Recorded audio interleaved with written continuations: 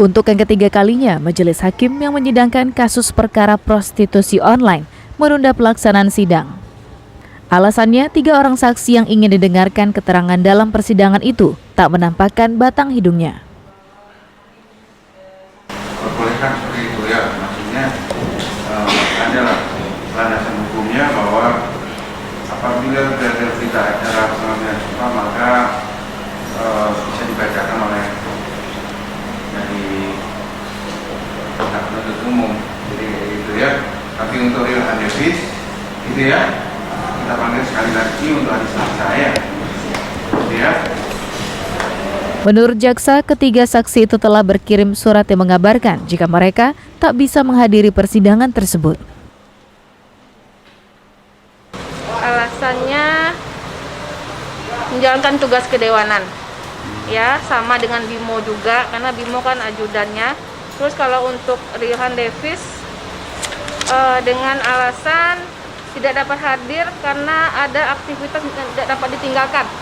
Nah, tadi berdasarkan kesepakatan majelis dan penasihat hukum juga, majelis hakim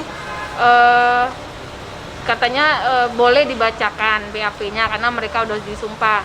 Cuman penasihat hukumnya keberatan untuk saksi Rilhan Davis, jadi kita panggil lagi 1 kali lagi. Dalam surat yang dikirimkan oleh Andre Rosiade, anggota Dewan yang terhormat itu tak bisa menghadiri sidang karena sedang melakukan tugas sebagai anggota DPR RI.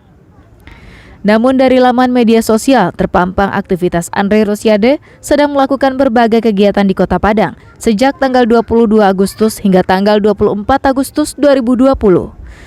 Namun surat pemberitahuan yang dikirimkan kepada jaksa justru ditandatangani tanggal 24 Agustus 2020 di Jakarta.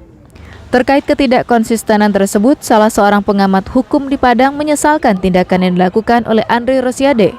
Sejatinya sebagai seorang wakil rakyat, Andre harus memberikan contoh yang baik kepada masyarakat, mematuhi aturan hukum yang ada di negeri ini.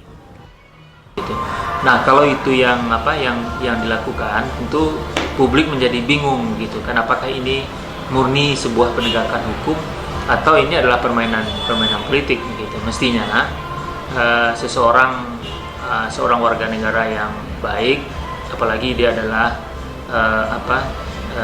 anggota Dewan Perwakilan Rakyat Republik Indonesia, pejabat negara, mestinya memberikan contoh kepada publik. Kalau bicara hukum, ya hukum, bicara politik, ya politik, sehingga kemudian masyarakat tidak menjadi bingung terhadap perilaku atau sikap yang dia tunjukkan kepada publik itu. Kasus prostitusi online ini mencuat ke permukaan setelah Andre Rosiade menggeruduk sebuah kamar di salah satu hotel berbintang di Kota Padang pada akhir Januari lalu. Dalam rekaman video yang kemudian menjadi viral, terlihat jika anggota Dewan yang terhormat itu mengabarkan dengan bangga bahwa dirinya telah berhasil membuktikan praktek prostitusi online di Kota Padang.